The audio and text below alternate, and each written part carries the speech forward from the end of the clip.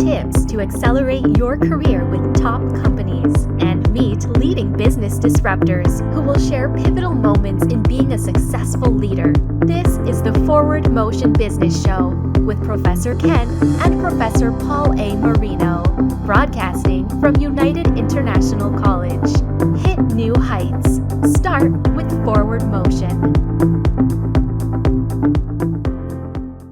Hey, this is the Forward Motion Business Show. I'm Professor Ken. And I'm Professor Paul Marino. And I'm very honored tonight to have a gentleman I consider a friend, someone who has been a beacon in our community. I've read your book, David, several times, and I'm always touched by the title, A Dedicated Life. And you certainly have achieved that.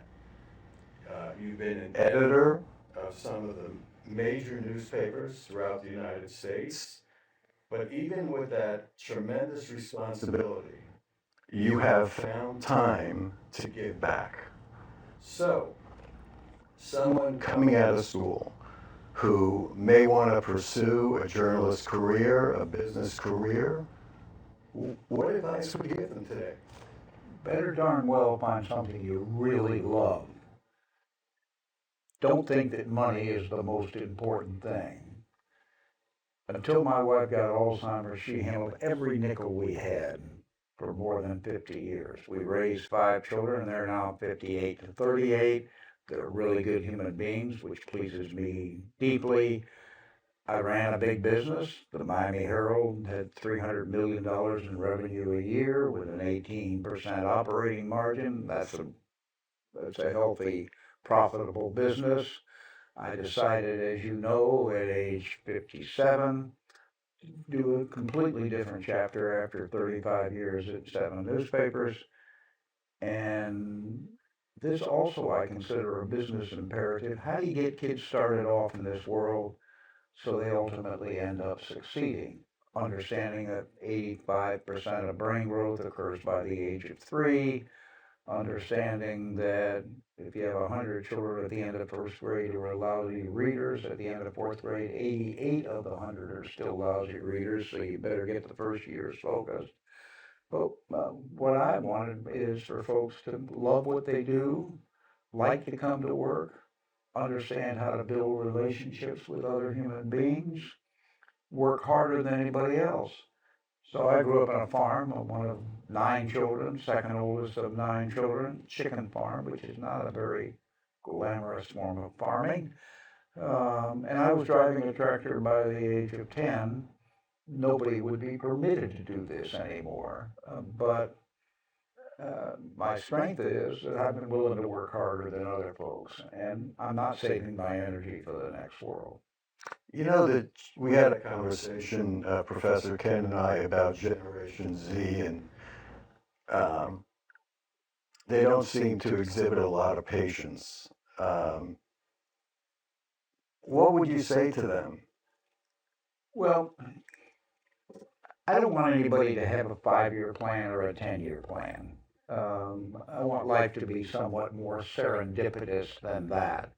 I want people to be open for the opportunities. I also have read a good deal and thought a good deal about Generation Z and so forth. I'm not sure totally what I think, but I've always been a driven idiot, and I'm not sure that folks ought to have quite the drive I have. On the other hand, it's enabled me to focus. It's enabled me to raise millions of dollars for things that I care about, would make a difference in this world. I frequently quote sort of more or less the inventor of the American public school system 150 plus years ago was a man named Horace Mann, who at one point speaks to the graduating class of Antioch in 1859. The Civil War is just around the corner. And he says, be ashamed to die before you have won some battle for humanity. I'm more conscious at age 81 how short life is. And I'm going to use what I have in the time that I have. So I'm not retiring. I don't expect you to, knowing I you. know I love what I do, and I like being with people, and I like making a difference. And I don't play golf. I don't play tennis. I don't belong to country clubs. If my 5 children and my 7 grandchildren are all right, I can put up with the rest of the world. I've been married almost 60 years. I feel very blessed, and for any pain that I have, you don't have to go very far to find out somebody's got it tougher than you do. Sure. Yeah. Well, I know you're a voracious reader, and I have a funny story to tell. Whenever I go to visit David, the first words What are out you of his reading? mouth is, "What are you reading?" What are you reading? A Dedicated Life. Oh, okay. Well, I could see the intelligence in your face. So, David, I have a question. So, we like Professor Paul said earlier, when we talk about our guests and when we bring our guests on, we try to focus on Gen Zs and let's call millennials. Your children are 38 to 58. Mine are actually 20 to 30, right? Okay. 32 actually. So a generation gap there. And we find that there's a lot of opportunity out there for someone who is in college now, who's, let's say, starting up. You mentioned you wouldn't be allowed to learn how to ride a tractor at 10, which is probably true. But now with all this technology that we've had, and I think we're blessed to live in this world where we have all this information at our fingertips now, and now you know about the Chat GPT and all the AI stuff I did that's out chat there. GBT a couple of weeks ago with somebody who worked. It is amazing. It is, isn't And it? as Henry Kissinger would tell you, at age 99, it's also very scary. It could be. So how this works its way out, who knows? And we're only seeing the beginning of it right now. Well, I saw Ray Kurzweil speak one time, and he said that that with the exponential growth, he said we're only at the very, very Yeah, point absolutely. 0.0002 of that exponential growth. So my question would be then, so you build these, you have to build a skill set. You have to build a skill set. You have to pick up the fundamentals. I'm a baseball guy. You have to know how to throw, catch, and steal a base or hit a ball, right? I'm a baseball guy too. And so, with that being said, with all this technology, it's easier to, let's call it, not learn the fundamentals because you've got all this information at your fingertips. What would you suggest then if you're Gen Z? Do you really have to put the work in, start off at the bottom level, and put your time in to grow the corporate ladder? Or So I have mentored for the last 8 years a young man whose father was in prison until recently for opioid dealing. I visited the father in prison. You know what the program is because you've been involved in helping those folks. He's a wonderful young man, tall, good looking, been shot on 2 different occasions, a total of 3 bullets. And, life is still in the balance for him as to how he might turn out. And he's very good at sports, and he cares deeply about sports. But I said, pretend you're at a White House state dinner. I've been to a couple of those. You're seated in round tables. Your spouse is at another table. And you're seated there between a famous United States senator and a famous author. What the hell are you going to talk about? Because they've never heard of LeBron James or Dwayne Wade. And so that's not going to be an avenue for you. What are you going to talk about? And, I've never wanted any of my 5 children to be too good looking, too good with people, too charismatic, and to some degree too smart. Because then people will try to get by on that great gift that God gave them. And so I've seen it time and time again. Somebody who's stunningly good with other human beings, very, very popular. All of us go to school, and they're the popular kids in school. And I don't think you can do what you want to do in this world and simply on the basis of being popular. And most of us, almost all of us, are not Einstein.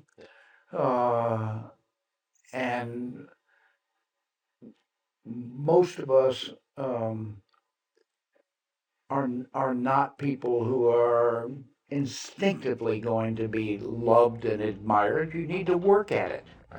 And I want people who understand that you better be doing something that you really love, that you think would make a difference not only in your life but in other people's lives.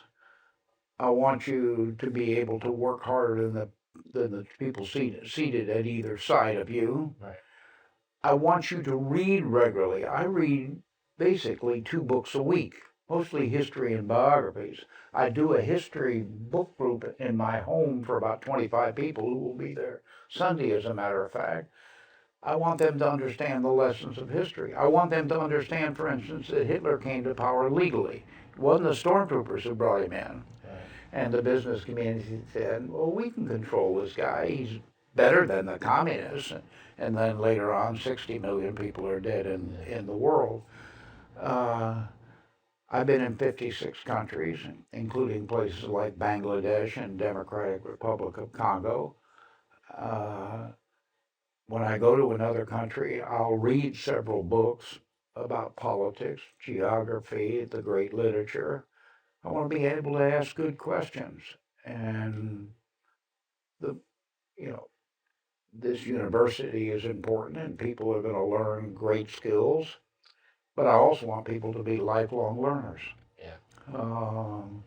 And if they succeed, they're going to succeed fundamentally on a willingness to be energetically purposeful, and they're going to succeed on the basis they know how to build relationships with other human beings.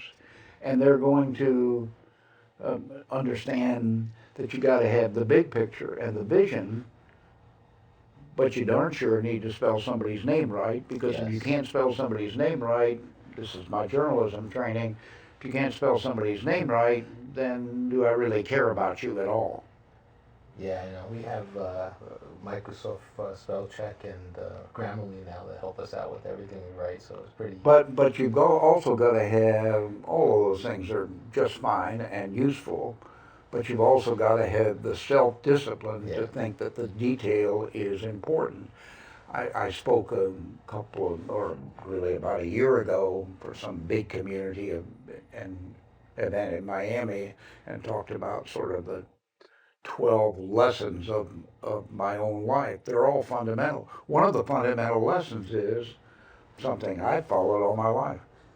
If somebody sends me an email, a text, or whatever, I literally could be in Kinshasa, the Democratic Republic of Congo, and I would get back to you that same day.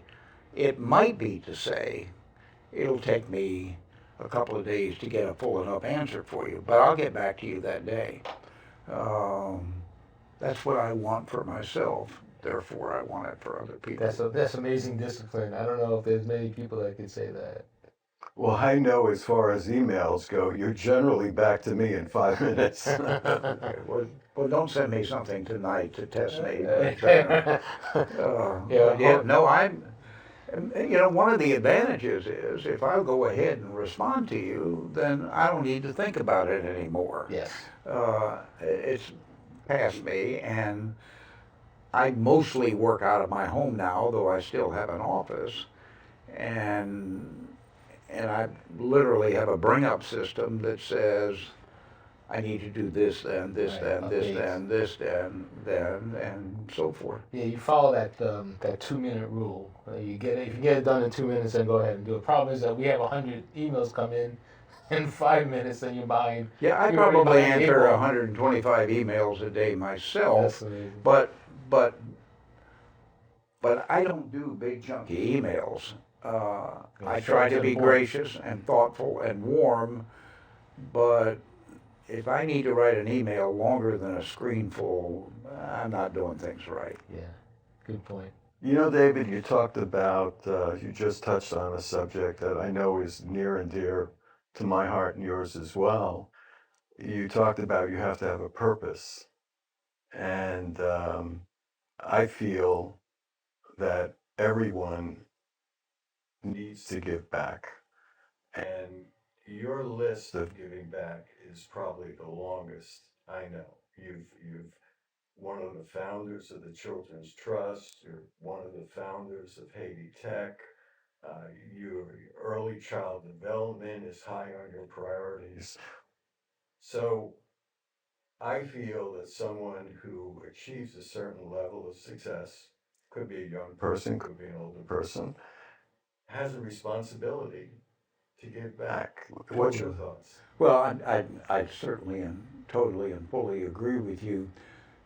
Uh, the joy of life is making a difference in other people's lives. Anne Frank said it much better than I'm going to say it, but Anne Frank, in the middle of the Holocaust, in which she was to die, she was holed up in a garret in Amsterdam for a couple of years, and somebody, quote, ratted on her, and she ended up dying in Bergen-Belsen in March of 1945.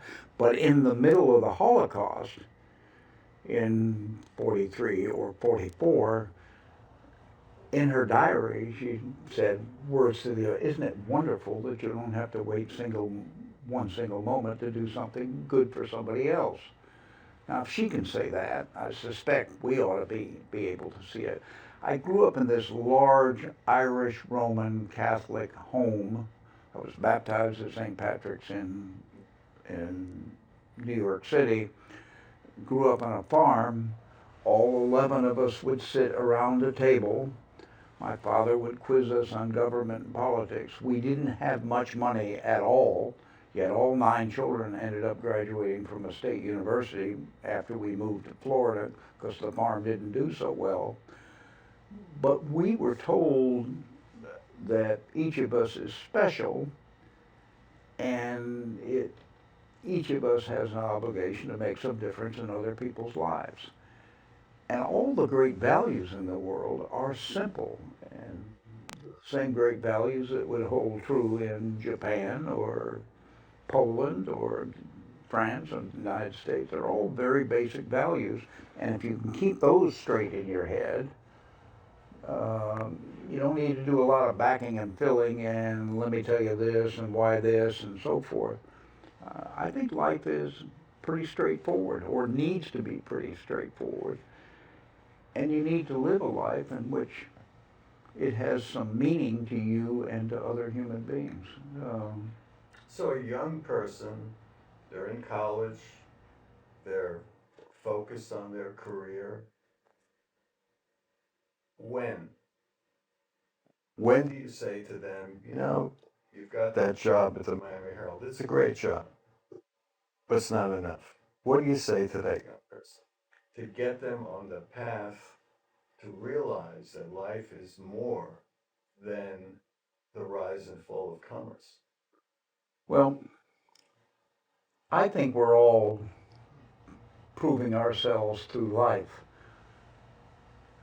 I also think that being a bit insecure is not a bad thing.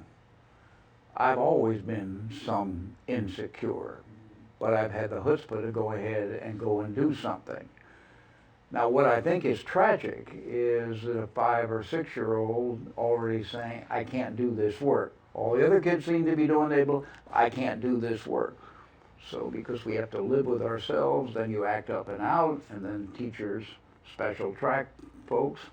And then a further challenge frequently is something that George W. Bush talked about some years ago, which is the soft bigotry of low expectations. I've always had very high expectations for my own children, for the people I work with.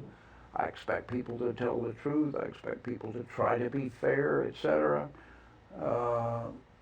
I've been able to lead a life where there's not a lot of backing and filling. Mm-hmm. And since money has not been a central driver, we live in a community here which is stunning, the money in this community. Some of it way over the top. I'm in somebody's apartment in Surfside the other night on the 10th floor, lovely person and lovely apartment overlooking the ocean, and just for kicks I looked up afterwards, what was this apartment cost? Well, $19 million. So as a person who grew up on a farm that was sold when I was 14 for $6,000, and then 8 children at that point came down to Florida. Yeah, what other people think is so important about what kind of car you have and what kind of house, it just has been less important to me.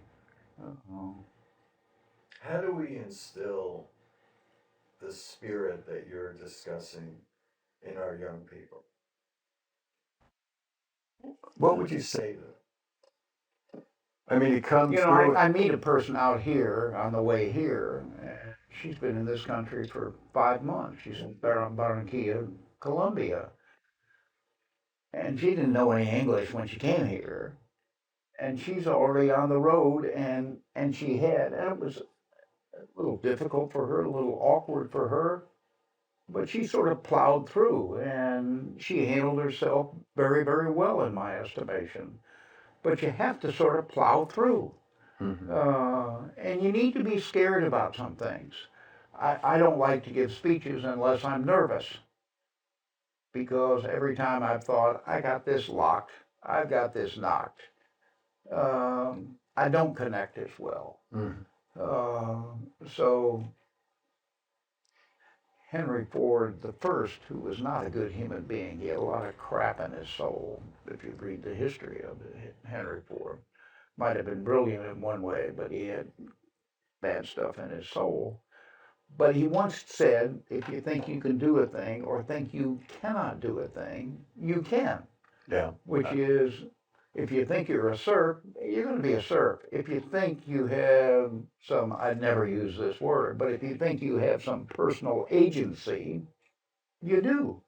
And those are the great stories of the world. People who decided, I can make something happen. My favorite president is Abraham Lincoln.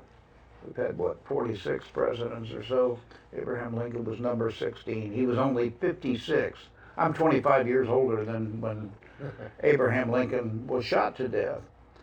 But the greatness of Abraham Lincoln was he grew all his life. Here's a person with far less education than anybody around us. Here's a person who had about 1 year of formal schooling. And he ended up being the exact right person at the exact right time in this country, because we were about to undergo a war where in a country of 32 million people, 750,000 people would be killed. We needed somebody with a larger vision and the ability to articulate that. We were so blessed to have him. And one of the things that most concerns me now is that people think if I get two items from an app, oh, I know what's going on in this world. Right. And this republic is not guaranteed. It might have been here since the Constitution in 1787, but it's not guaranteed. And for all the mistakes this country has made, and we have made stunning mistakes in Iran in '53, and Guatemala in '54, and the dirty wars in Argentina and so forth, in the Congo in 1960, we still have wanted to be a good people. We're a very inspirational country and very generous in a bunch of ways. If we lose what makes this country so inspirational, and it's not about having more billionaires and bullets than anybody else. If we lose what makes this country special as a beacon for other people, then we've lost what makes this country precious. And I'm at age 81. I'm more worried about this country than I ever have been. Well, you're also, we're coming to a close, but I do want to touch upon this with you. You have dedicated a lot of your time, resources, energy into the Early Learning Coalition. Maybe you could just tell us a little. Well, Lawton Chiles, who was the governor in the 90s, who I think was a particularly wonderful human being, asked me to chair a statewide task force on early childhood, early learning, the crucial early years.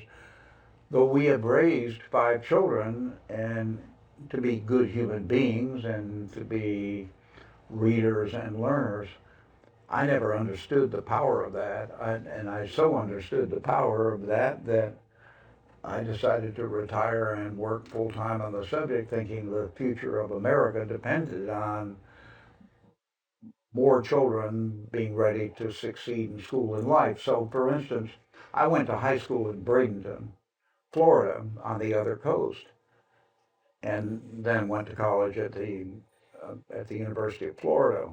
When I went to high school, we were number one in the country, in the world in high school education, number one in the world in university. And that is not true anymore, Right. which is A sad tragedy. and tragic, as a matter of fact. But I was the kind of child, when I was a senior in high school, I wrote John Fitzgerald Kennedy and Richard Nixon. I sent them an invitation to my high school graduation. So there are 2 parts of this story. Did they show up? Part one of the story is they didn't show up. Part 2 is I have in my home. I have an autographed copy from Jack Kennedy of Profiles in Courage, and I have a letter from Richard Nixon saying, "I'm sorry, but I can't make it."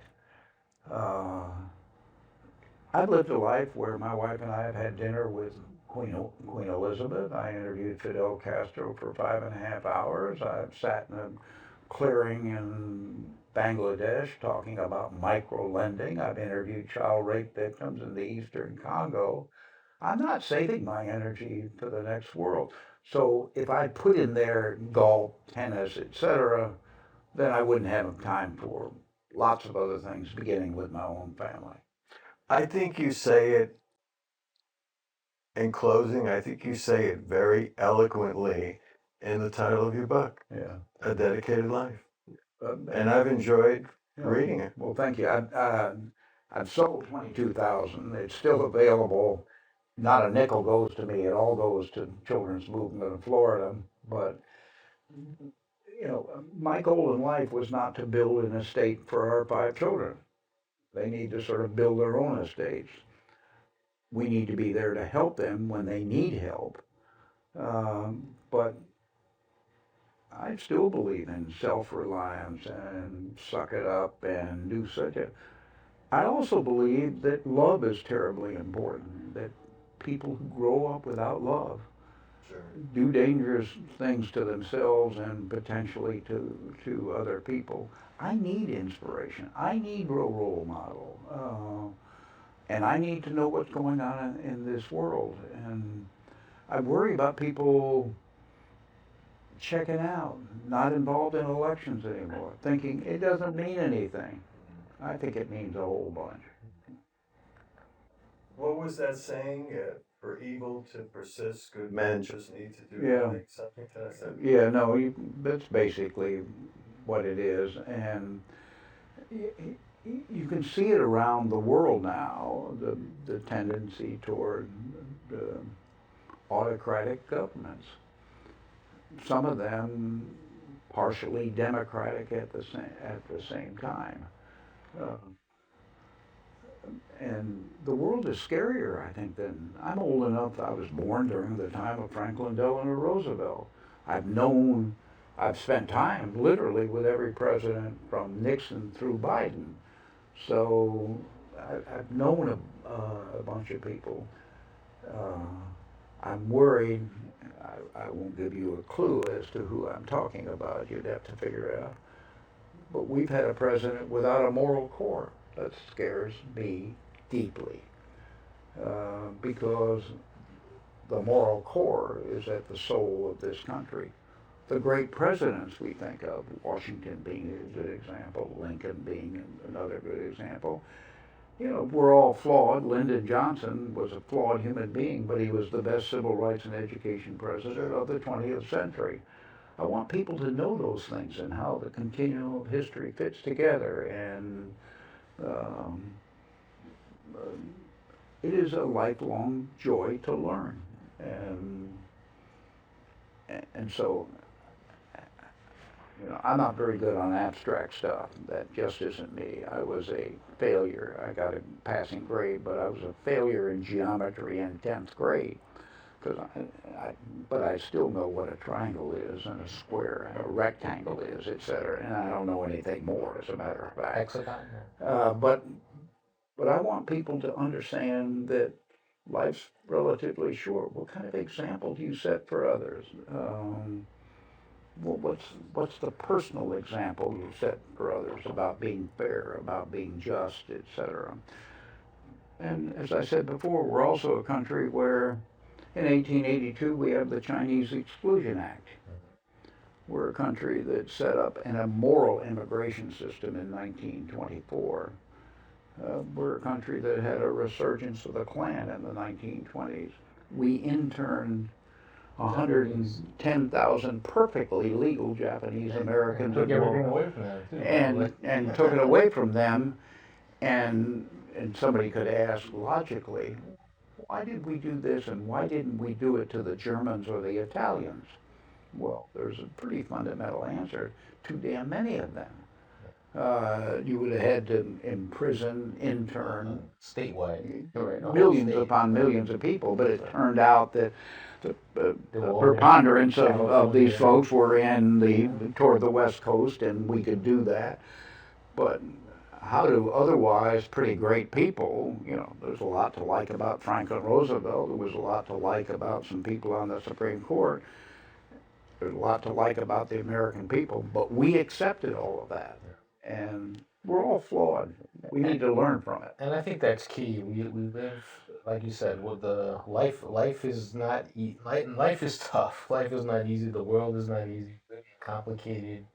Complicated world, complicated society. And you can't get through this life without pain. Whether it is, that's right. We had a son-in-law who choked to death. A great tragedy. We've had 8 miscarriages among our children. My wife has Alzheimer's. But on the other hand, my successor as publisher of the Herald, now the head of the Knight Foundation, which is the biggest foundation in this part of the country, his wife died a couple of years ago of ALS. Right. There is such pain in this world, and understanding what is important, having a moral core is really important. I agree with you. I think that of anyone I know, you have certainly demonstrated in your life's work, in your continued giving to those less fortunate, in your, call it a soft spot in your heart for the young people, the children. But this is a blessing in my own life. It is, and I have a lifelong habit of saying yes to people. Would you do this? Would you go there? Etc. And it is only a partial gift, I promise you. So, I wonder frequently. I agree 6 months ahead of time. I'll do this. And then when it comes up, I really don't want to do it. But I've already committed. Well, good thing you only agreed to do this 2 months ago. Otherwise, no, exactly. Miramar seemed next door to me at the time, but it turned out to be an hour and a half.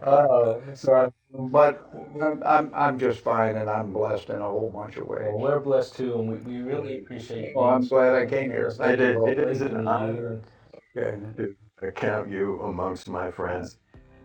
It's one of the greatest blessings. Thank you very much. Thank you all.